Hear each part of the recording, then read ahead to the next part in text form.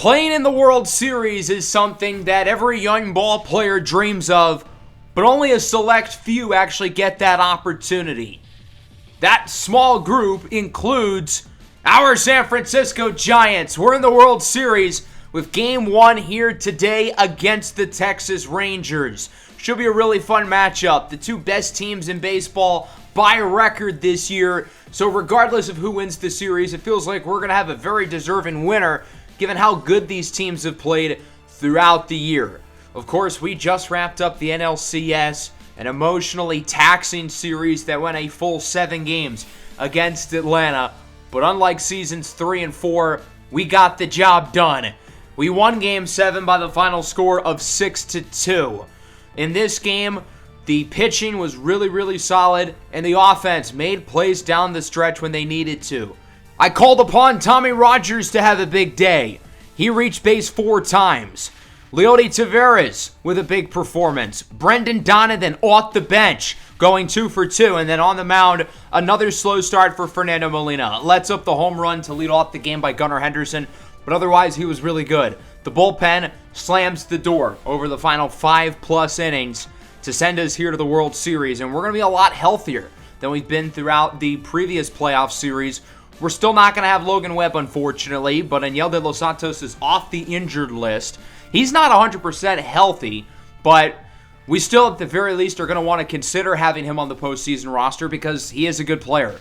J.P. Crawford is also fully good to go. We have not had him for either the NLDS or NLCS, so it'll be nice to have him available. Gives us another option offensively. Crawford was phenomenal last year in the postseason, so I think having his bat and his playoff experience will certainly do us well. We still need some guys to step up in this lineup, though. Munetaka Murakami's had his ups and downs. Stone Garrett made some big plays in Game 7, but still has hit the ball horribly up to this point.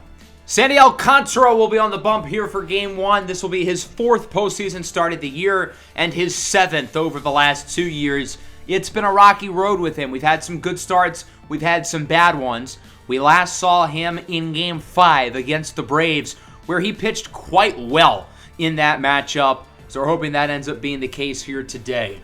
With J.P. Crawford back, we don't need Edwin Arroyo on the postseason roster. We used him a couple times as a defensive substitution, but he will be sent back down. For the other spot, I had a hard time with this one. I thought about sending down JT Realmuto, Scott Rios, and Daniel De Los Santos because I think our bullpen's in a good spot, and he's not fully healthy right now. However, I still think having him will be necessary. And between Rios and Realmuto, I think Rios is going to be a little bit more valuable in case we're in a blowout, good or bad. We might need a guy who can eat some innings, and we're not going to want to waste the arms of some of our regular relievers. So I think it's going to be JT Realmuto. I liked the idea of using him as a third catcher. We can be a little bit more creative with how we platoon Blake Sabol and Patrick Bailey, but I think we've only used him once so far through the playoffs. We haven't really needed him, so because of that, I think Scott Rios will probably be more important when it's all said and done. So let's look at our opponent here, the Texas Rangers. They won 103 games this year, 2nd in Major League Baseball, only behind us, of course. It's been a pretty stress-free postseason run so far for the Rangers. They're currently 7-2. They swept the Twins in the first round. They beat the Rays in 6 in the second round.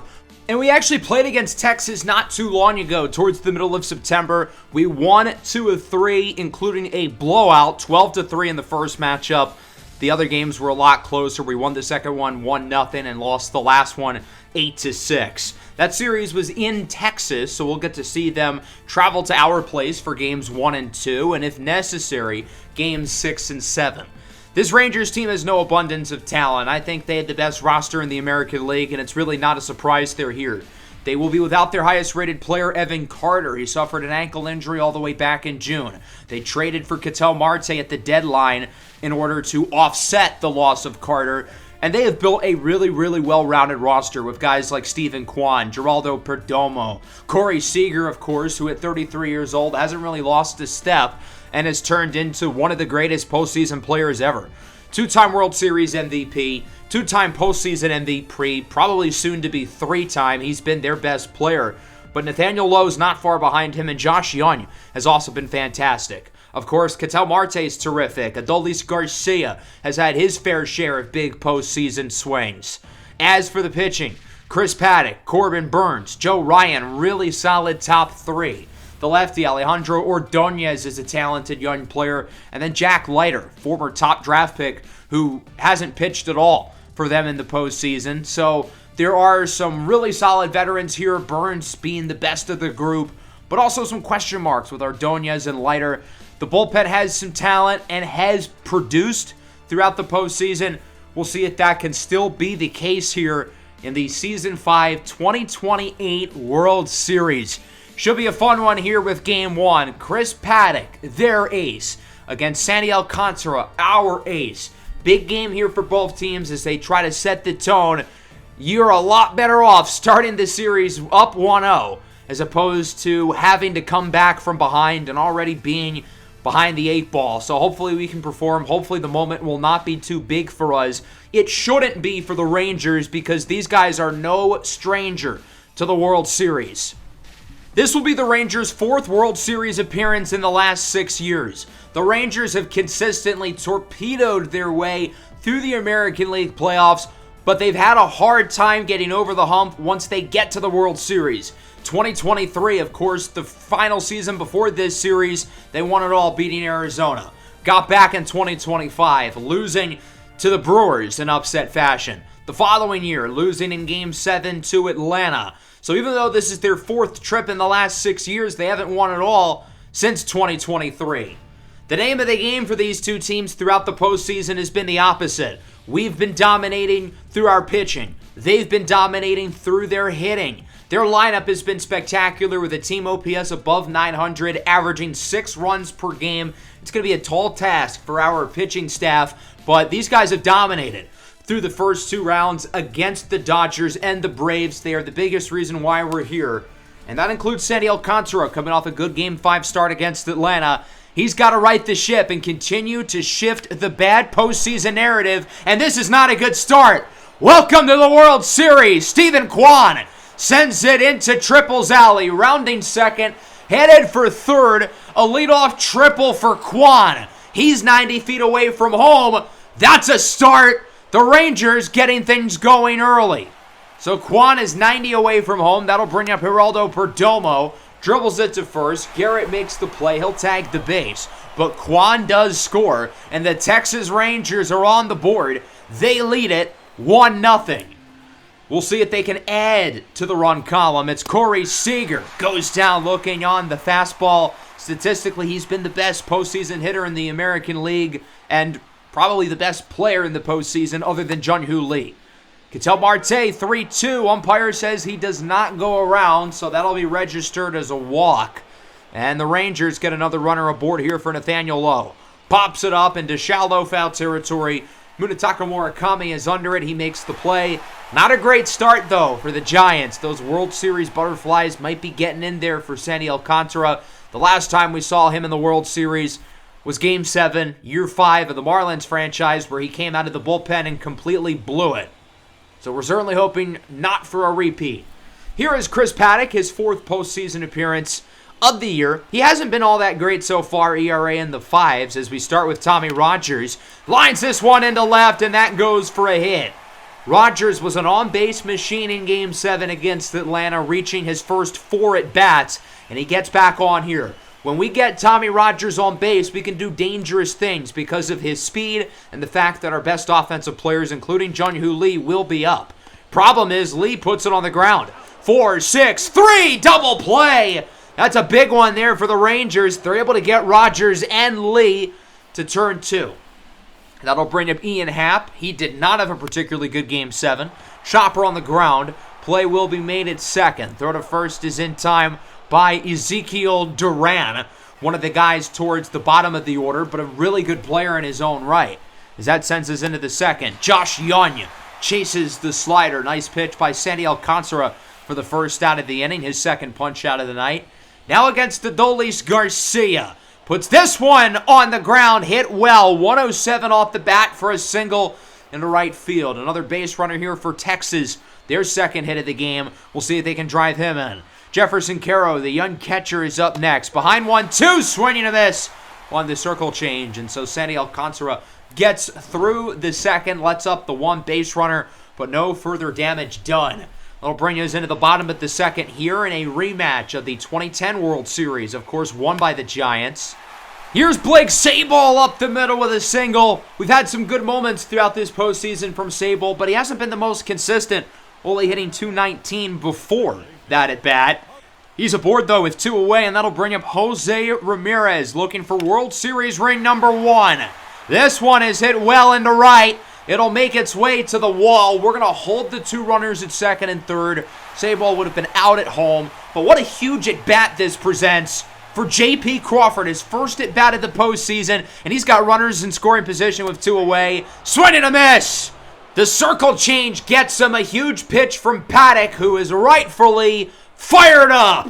The Giants leave 2 aboard, and the Rangers hold on to their 1-0 lead as that brings us into the third. Texas certainly does not want the honor of losing 3 World Series in a 4-year span, basically the closest MLB equivalent to the 80s and 90s Buffalo Bills. With 1 away, Geraldo Perdomo swinging a miss on the sweeping curve. Sandy Alcantara really seems to have settled in. He led up the early triple. Since then, he's only allowed 1 base hit. Corey Seager is up now for the Rangers. Count is even 2-2. Swinging a miss on the sinker. 1-2-3 inning for Sandy Alcantara, and it remains 1-0. We'll see if this is the inning where we can get some runs across. I feel like we've hit the ball fairly well so far, which is encouraging considering our offensive struggles during the second half of the NLCS against Atlanta. Leody Taveras up the middle with a single, one of the few guys who did not struggle in the final games against the Braves. Taveras hit nearly .500 in the NLCS after not playing in the previous round due to injury. He's been so key for us, though. Obviously, his defense is great, but he's been phenomenal on offense. Rogers draws a walk. He reaches base for a second time today. Tommy Rogers, the on-base machine, has a ring to it. Big opportunity for Jung-Hoo Lee. Belts this one into left center. That one will go into the gap. Taveras scores. We're tied. Rogers scores. Giants lead it 2-1. Jung-Hoo Lee is the first to put San Francisco on the board. How fitting. He has been unbelievably good throughout the entirety of the postseason, hitting over .500, and he comes up big again. Murakami singles it into right.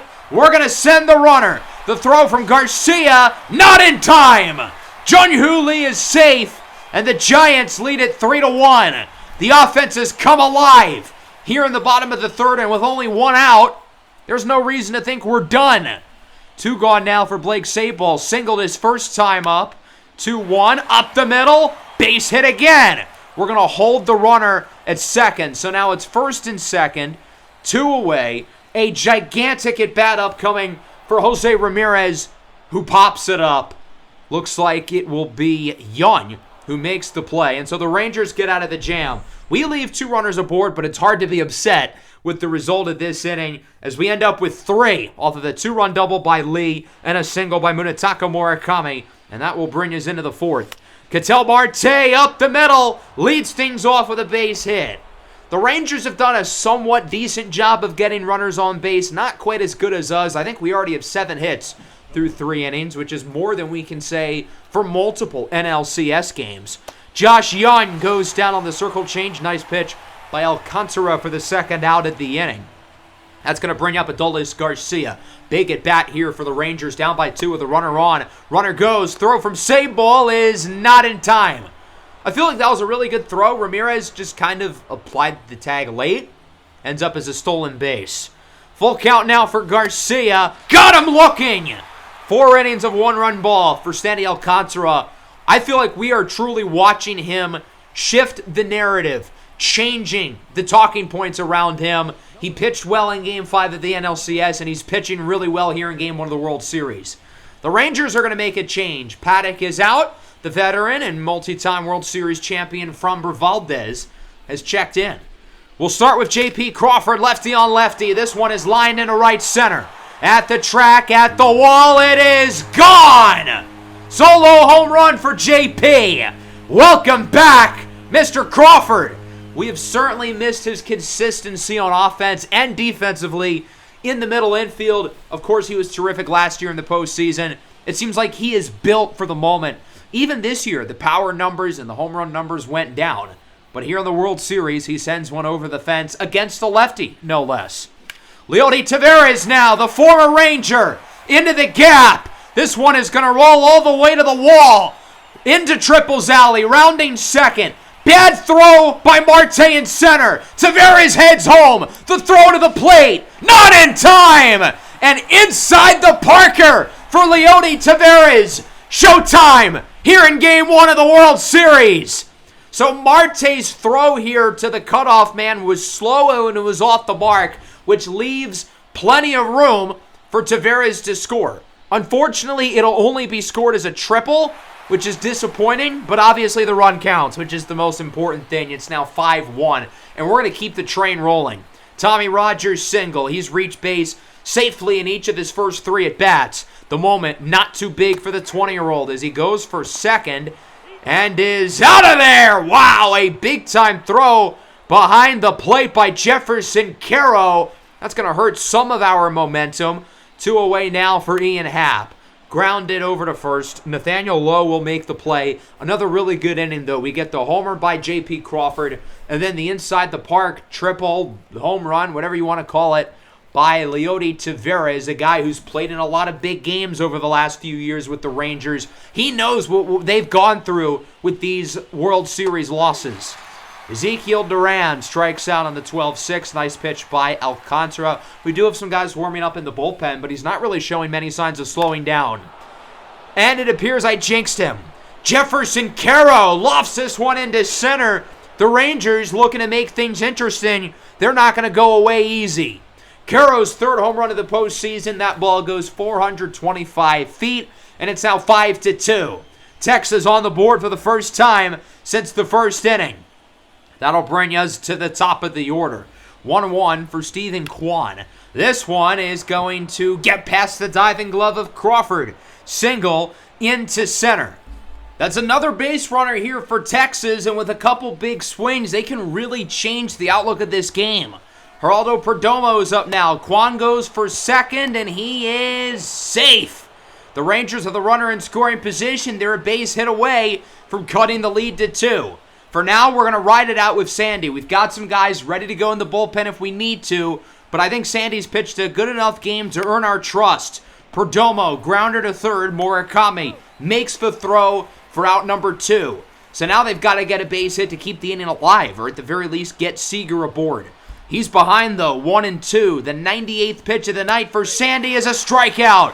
Swing and a miss for Seager, and that'll probably do it for Sandy Alcantara. 5 innings, 2 earned runs, including this long ball by Jefferson Caro, a no-doubter, to make it 5-2. That'll bring us to the bottom of the 5th. Our offense is playing really well right now. We've scored 5 runs over the last 2 innings, looking to keep the hot streak going with Framber Valdez still in the game as he fools Munetaka Murakami on the outside cutter. Very nice pitch, his first strikeout of the game. We're going to keep Blake Sabol rather than go to Patrick Bailey. I think it's a little bit early to make the switch. And he goes down on the cutter. Valdez gets through the 5th as that brings us top 6. And this is where we're going to start to see the bullpen. We're going to start with Joel Payamps. We haven't really used him that much throughout the postseason. This is just his 3rd appearance. So far, he has thrown 3 innings and he's allowed 0 runs. He's done pretty good through the first 2 times we've used him. Hopefully that can continue. Nathaniel Lowe, down the line, fair ball. That one bounces off the wall. I was hoping it would take more of a sharper angle to bounce into Rogers' glove. Maybe we would have had a better chance of making a play at second, but it's not going to happen. 1-out double for Nathaniel Lowe, runner in scoring position. That's going to bring up the talented third baseman Josh Young. He's behind here in the count, 1-2. Pitch from Joel Payamps, and he fools him. Swings out of his shoes on the low inside circle change, and the Texas Tech Red Raider goes down. Big at bat now for Adolis Garcia. Count is full with the runner on second base. Big pitch here from Payamps. Outside slider, ball 4. And we are going to make a switch here. We have Jojo Romero loosened up, ready to go. He's obviously been terrific throughout the entire postseason. Did allow a home run in Game 7 of the NLCS to Sean Murphy. But otherwise, in 8 innings, he has allowed 0 other base runners with a strikeout rate at 48%. Ezekiel Duran has met his match, and Duran comes up big! Swinging a drive into left center! The Rangers tie it at 5! This game has been flipped on its head! Ezekiel Duran with a 3-run shot off of Jojo Romero, who has been so good for us throughout the entirety of the postseason. But he allows a big one off of Duran with 2 on and 2 outs. And that one, clear as day. I think everybody in the stadium knew it was a homer as soon as it hit the bat. 444 feet with an exit velo of nearly 109. Wow! What a swing for the Rangers, and this game just flipped with one swing. As Jefferson Caro, who homered in the last inning, strikes out. But a big frame for the Rangers. 3-run homer by Duran. We're tied at 5 going into the bottom of the 6th as Jose Ramirez chases the curveball. Valdez looks shaky early. He let up the homer to Crawford, let up the homer with the asterisk to Leody Taveras. But since then, he's pitching a lot better. Here against Crawford, 2-2. Got him looking. What a pitch. The curveball again paints the inside part of the strike zone. Leody Taveras is 2 for 2, looking for his 3rd hit of the game, and it looks like he's going to get it. Hits it well into center. That will drop for a hit.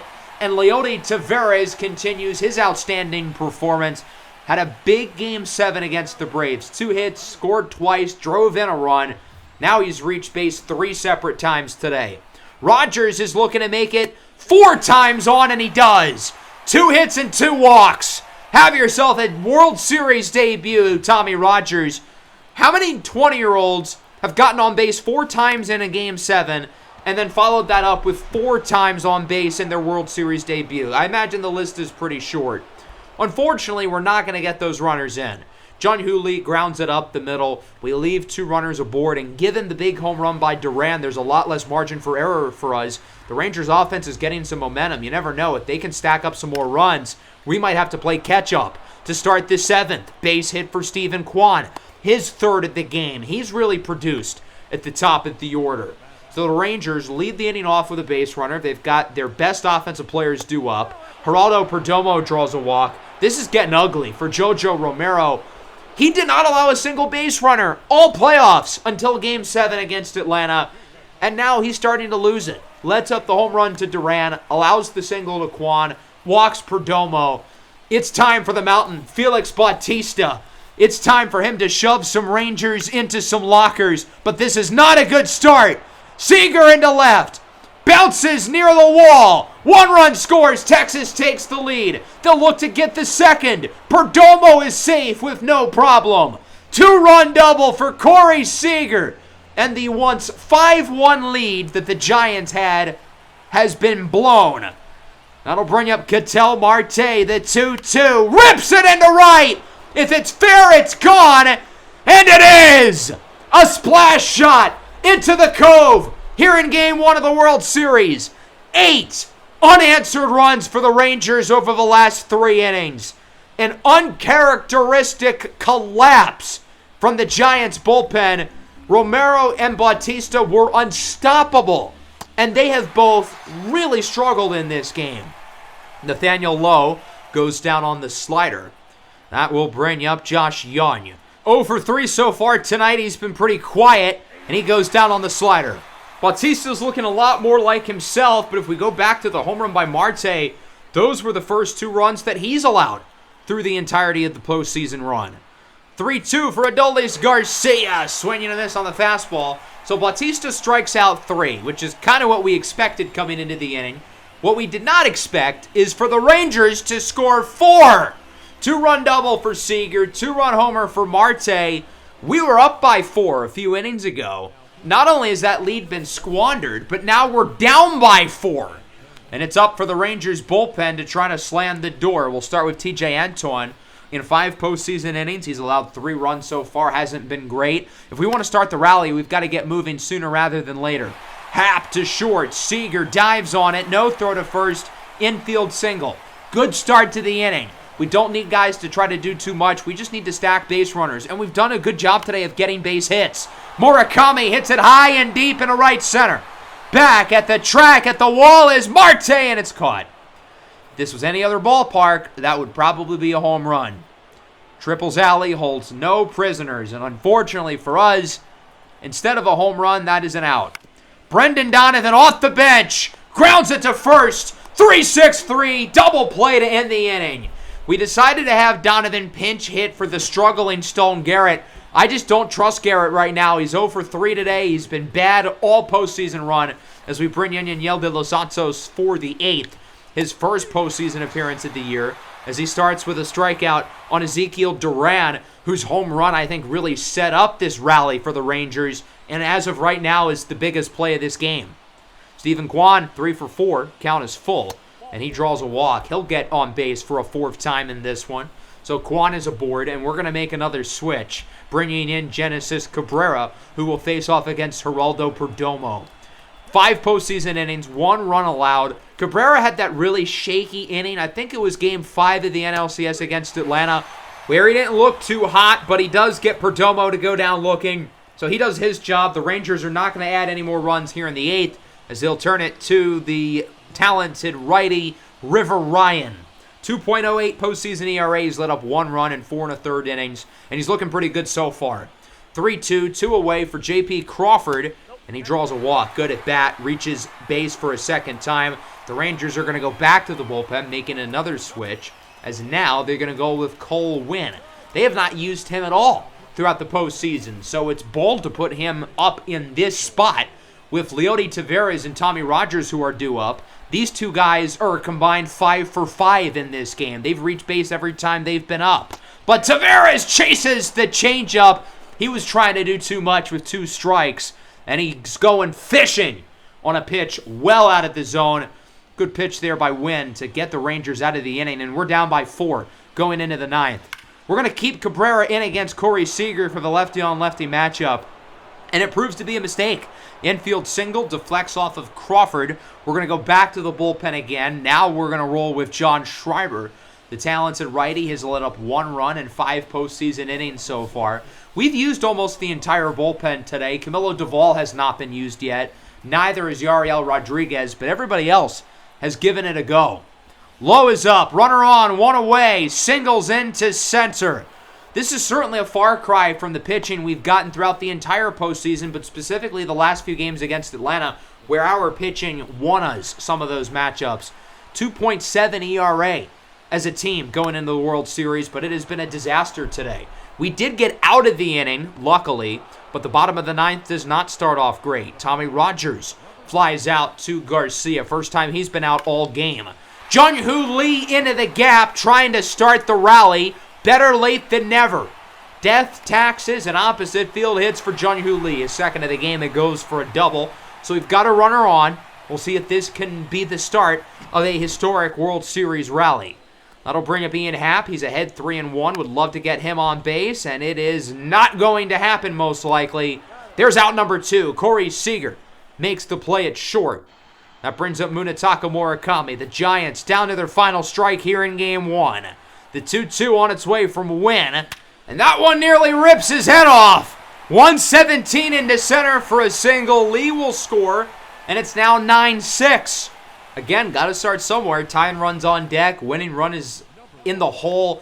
The Rangers are going to go to their regular closer, Yuki Matsui. They haven't needed him a whole lot in the postseason. He's only appeared in 2 games, and he's been pretty good in both of them.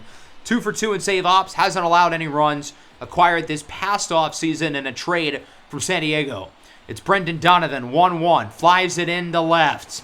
This should do it, as it will be caught, and the Rangers win Game 1 by the final score of 9-6. So Texas is 3 wins away from winning the World Series. This was certainly a weird game for us because the moment did not look too big early. And overall, the offense had a good game. 6 runs, 14 hits. That's normally enough to win it, especially with some of the big plays we got in the 3rd and 4th. We scored 3 in the 3rd inning. J.P. Crawford homers. Leody Taveras has the inside the Parker. But then we fell apart. It was the bullpen, specifically Jojo Romero and Felix Bautista, who lost us the game. The Rangers hit the ball unbelievably well towards the middle. 1 run in the 5th, 3 in the 6th, 4 in the 7th, and that was the difference. Both teams as a whole really hit it well. 26 combined hits, 15 combined runs. These offenses put on a show, which hasn't been our tempo throughout the postseason. I think Sandy Alcantara pitched quite well. Again, I look at the bullpen. Jojo Romero and Felix Bautista allowed 1 earned run through 16 postseason innings prior to this game. The 2 of them allowed 5 in this one. If not for them, if they had pitched like they normally had, we would have won this game. So we're going to need those 2 guys to step up because obviously they are extremely valuable pieces for us. The whole team's going to have to step up. We cannot afford to go down 2-0 headed back to Texas. That would be a death sentence. So we've got a must-win game 2. And then our first road game of this series in Arlington, game 3. We'll see if we can get the job done in the next episode. Hope everybody enjoyed despite the result. Make sure to leave a like and subscribe to the channel if you are new. Peace out.